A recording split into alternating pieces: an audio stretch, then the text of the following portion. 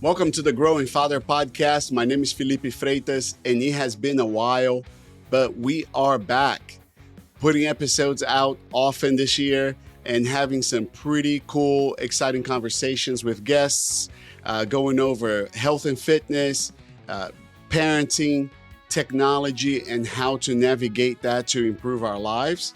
So I'm excited. We have been, we had a great 2025 as far as business and family and getting the podcast started. So we're excited for what 2026 has to put out for us and what we're going to pursue.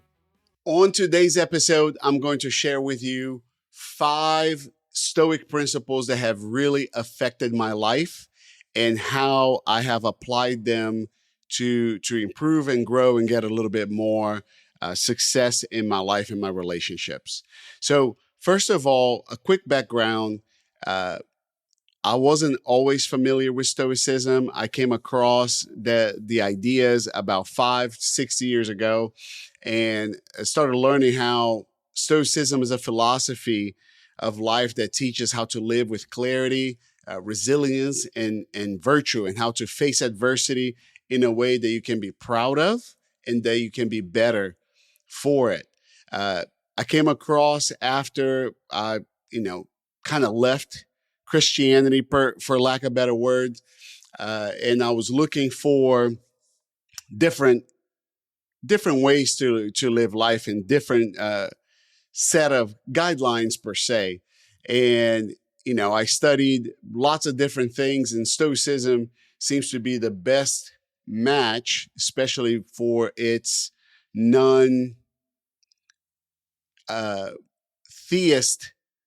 type of perspective, even though it's mentioned sometimes and how God created the rules basically, but it can be applied. The principles in Stoicism can be applied by everybody, and everybody can live a better life based on it.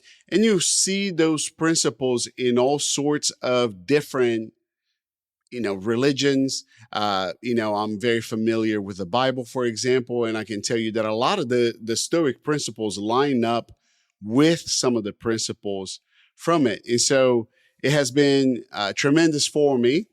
And let's go. Let's go with number 1.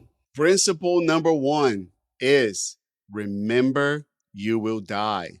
Memento mori. Remember you will die.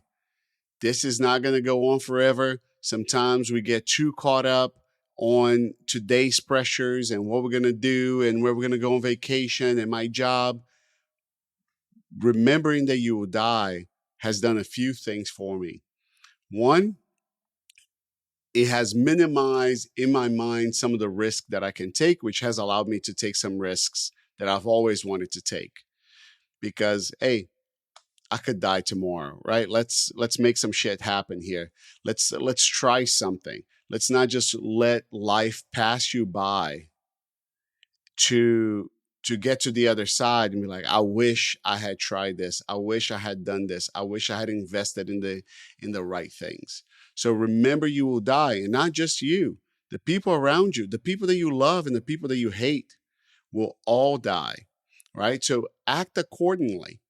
Act accordingly. Don't just wait to tell the people that you love them tomorrow or to exercise kindness. Also, don't let your anger for somebody that try to hurt you last forever. We're all going to die. We're all going to die. Move on. Focus on the things that are important. Seneca said, it is not that we have a short time to live, but that we waste much of it. We have plenty of time, but we continue to waste. Now we have this, thing here that sucks our time and steals our attention. And we really need to get better at taking control of that, right? And so if you could leave life right now, we need to use that to determine everything that we do and say and think. Principle number 2, control the controllables. You got to put your focus and your energy into things that you can actually affect positive outcome into. If otherwise, you just spinning your wheels, worried and anxious about things that you cannot affect. Now, I do get it, and I apologize if in the back over here, Mr. Nimbus is going at it with some peanut butter over there. But back to the point, whatever you can control is whatever you should be focusing on, right? I get it that there's a lot of in politics and big picture stuff that if we don't do anything, there is not any change. But we live in a time right now that everything is so in our face all the time, and our house is a mess. But we're concerned about what President so and so is doing, but we don't even have our lives together, and we're worried about what the United Nations is doing. I don't know. So we need to focus on how can we get our life better. Yes, the U.S. is in tremendous debt. So are most people, right? It's a reflection of our habits, right, per se. And so I just want to encourage you guys, and this has been a reminder for me on a regular basis, because sometimes I get caught up on things that are outside of my control. I cannot control if my AC at the gym, is good or if it breaks, which, holy God, that thing gives me more problems than, and if you go to our gym, you know that that's a constant battle, right? I cannot control that. I can do things like do proper maintenance and do the proper steps. But at some point, like, hey, sometimes shit happens and we have to deal with it. So you have the power, you have power over your mind, not of outside events. When you realize this, that's when you find strength. That's what Marcus Aurelius said. Another quote for him, and you got to remember these quotes especially from Marcus Aurelius, those are quotes that he wasn't writing for you or me. These are quotes that he is writing to remind himself of the reality. So this next one, he says, if you are distressed by anything external, the pain is not due to the thing itself, but to your estimate of it. And this you have the power to revoke at any moment. I'm sure most of you have heard the quote of, that we suffer more in imagination than in reality. And that seems to be so true in my life at times that I'm concerned and I'm anxious and I'm running like a chicken with my head cut off. And most of the times there's a few things that I can control that I could be focusing all my energy into, but I spend all my time spinning my wheels about shit that I have no control over. So control the controllables, focus whenever you're anxious, whenever you are overwhelmed, ask yourself, how can I affect positive change in this situation?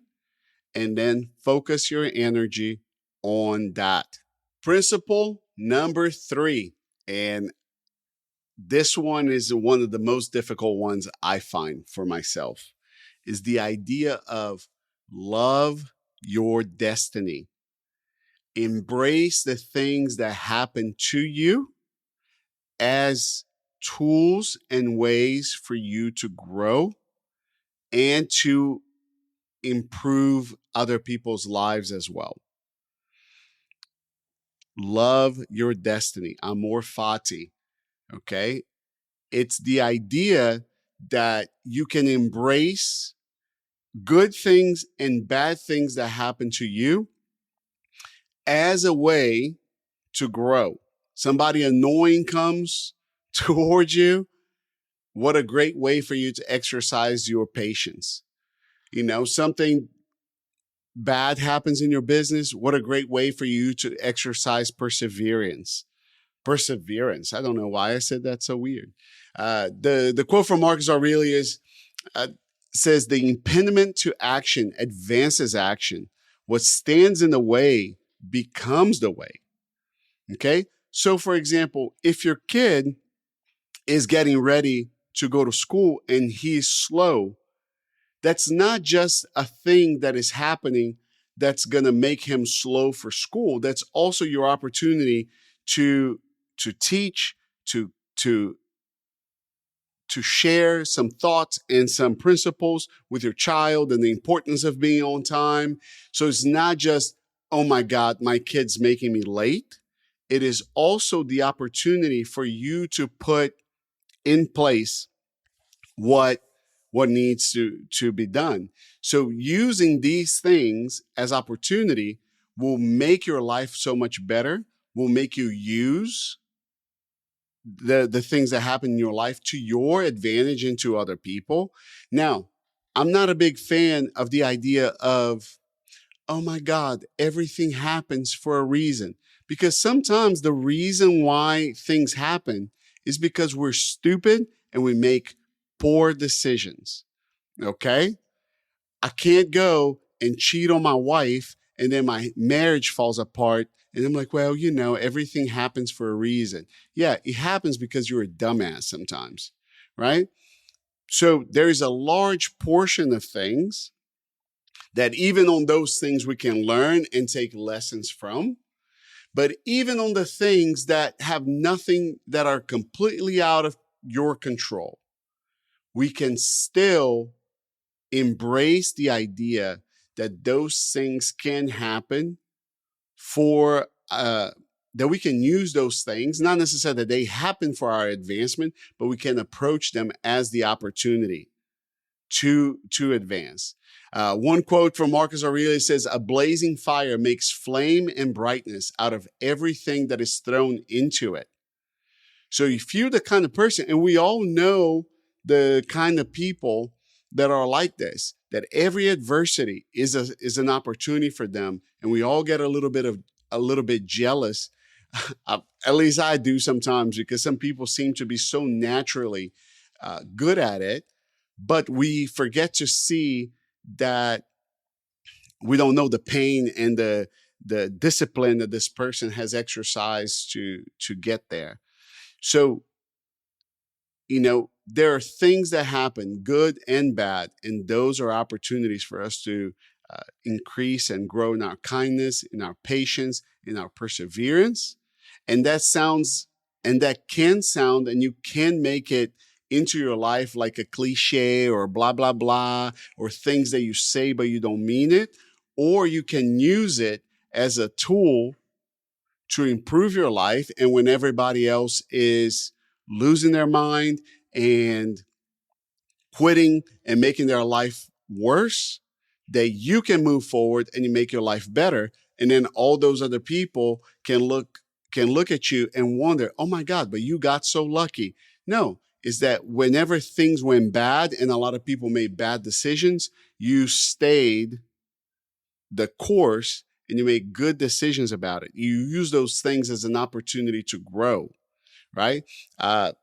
Success, I hear this from people that have been a lot more successful than I am and that inspire me, that success is paved on a trail of failures. So sometimes we think that the failure it sucks, right? We don't want that to happen. We work hard for that not to happen. But sometimes it's not that it's inevitable, but where we are set for failure at times. Maybe it's because of our knowledge, maybe it's because of our level of discipline, whatever it is. But we can embrace some of the things that suck in our life to help us grow so that we can make the most of other opportunities, so that we can be the kind of people that those good opportunities happen and that we can capitalize on. Principle number 4, harsh with yourself, gracious with others, strict with yourself, tolerant with others. This principle is incredibly important, especially at a time that most of us have this backwards. We want all the grace to be given to ourselves, but then we want to be incredibly strict, and intolerant with other people, right? When you make a mistake, you have all the reasons for it, right? We do that with our spouses quite often. When you are late is because you have a reason, and it's because, you're trying to do this and do that. But when your spouse is late, it's because they don't care. We do that with people all the time, and it's a virus that we need to kill.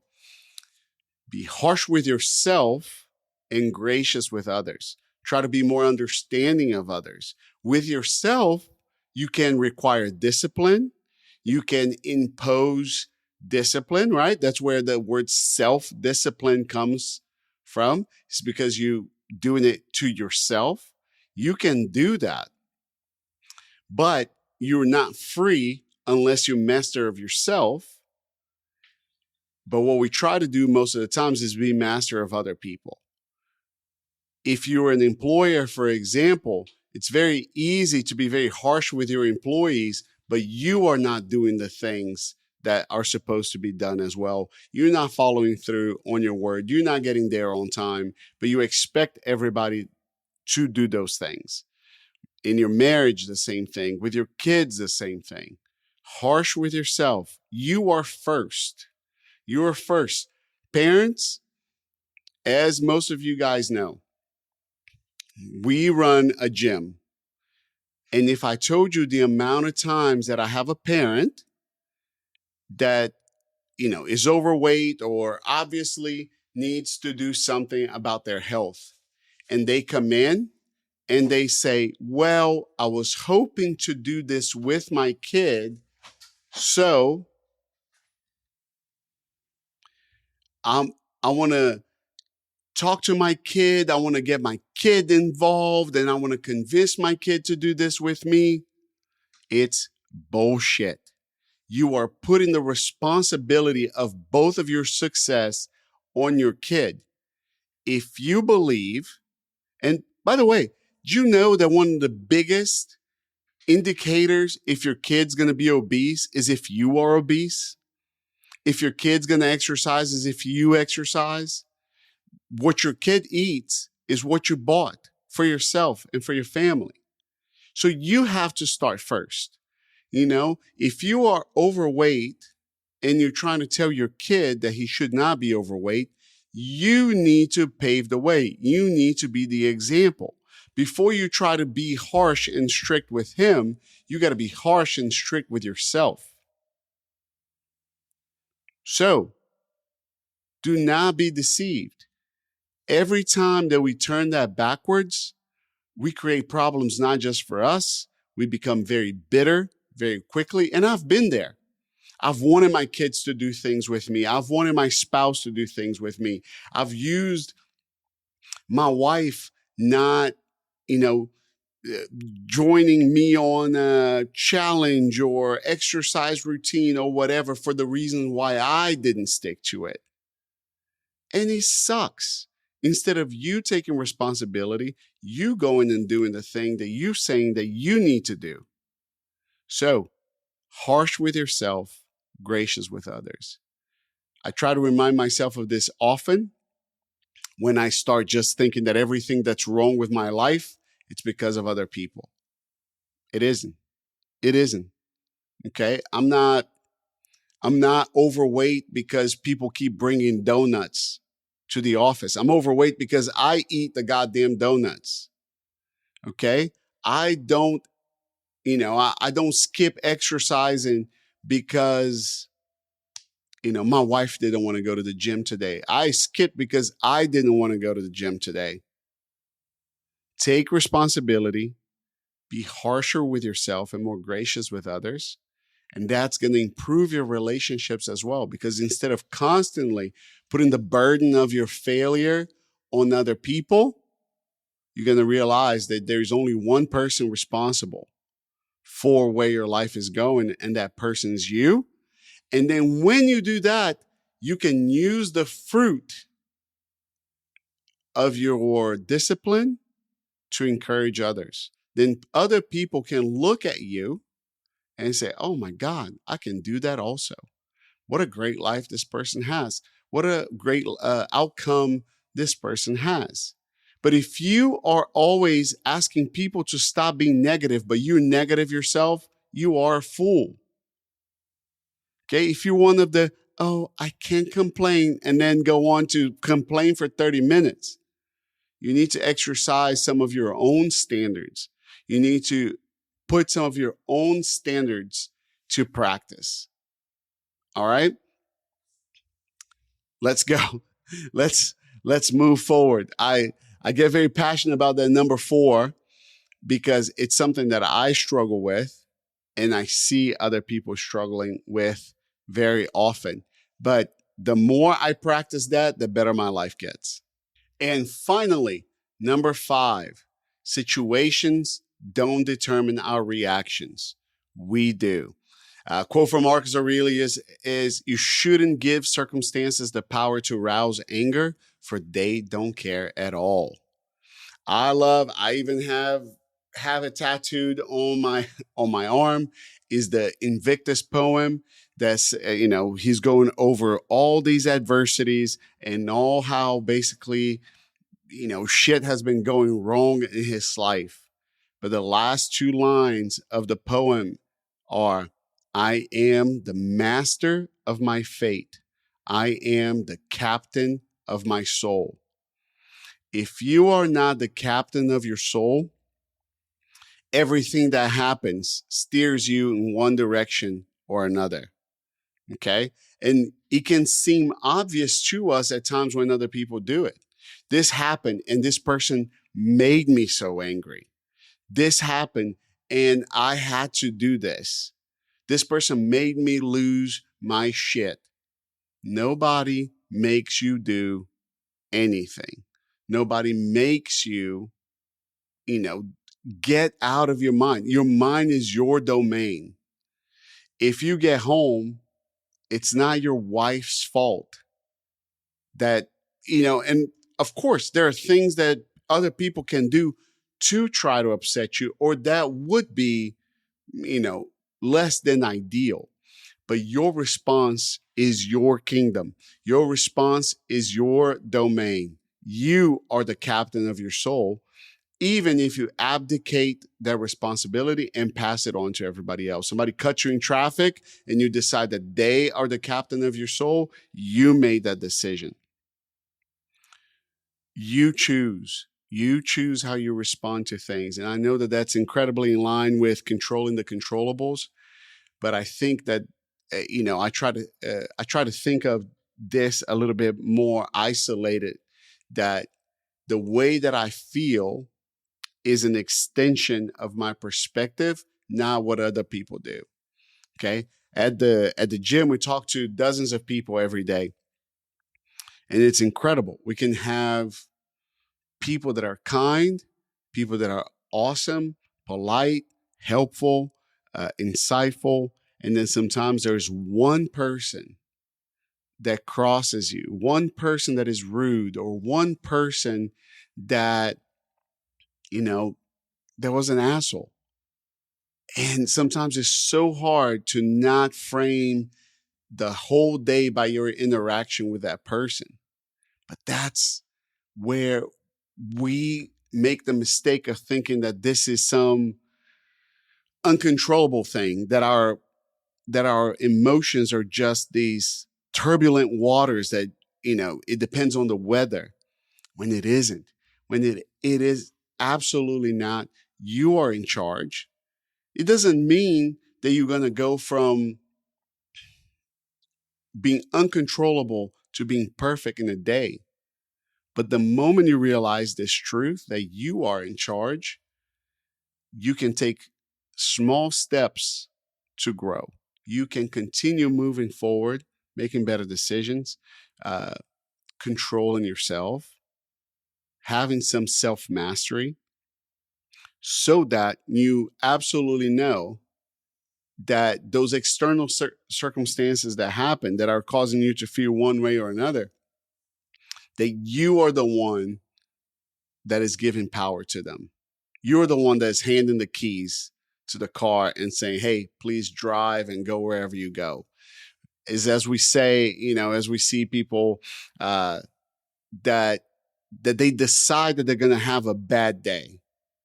It can be 6 o'clock in the morning and their clothes were still wet in the dryer, and from then they decide that they're going to have a bad day. Stupid. If we do this kind of stuff to ourselves all the time, somebody's rude to us, we decide this is going to be a bad day. Two things happen in a row. Oh my God, this is going to be an awful day and there's no way for me to get out of this. You are in charge. Turn that into a good day. Control your thoughts, control your emotions, take charge. I heard this one time and it has been illuminating to me, but somebody said that emotions are like a child in a car. You don't want them taking the wheel, but you also don't need to stuff them in the trunk also either. So you can be aware of your emotions. Emotions are a good thing. They're a good thing that makes us all human.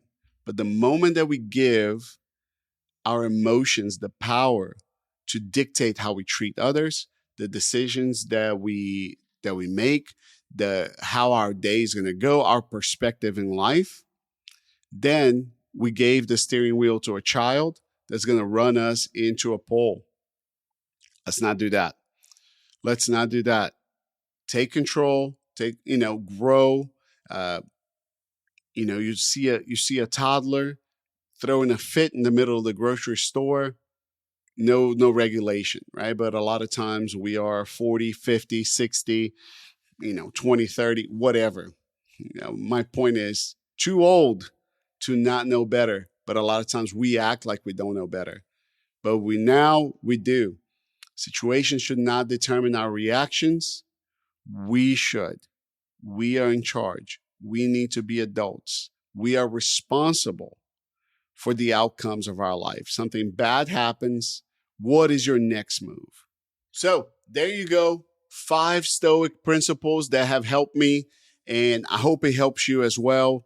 Please share this podcast with somebody that you think that could use the boost in the confidence and some guidance. Perhaps somebody that's been struggling with decisions in life, or some, young person, men or women that want to do better, but it's a little bit lost. So share this on YouTube and Instagram and as a podcast. And we are looking forward to having some incredible guests on the next few episodes. I hope you guys have a great day, and I will talk to you soon.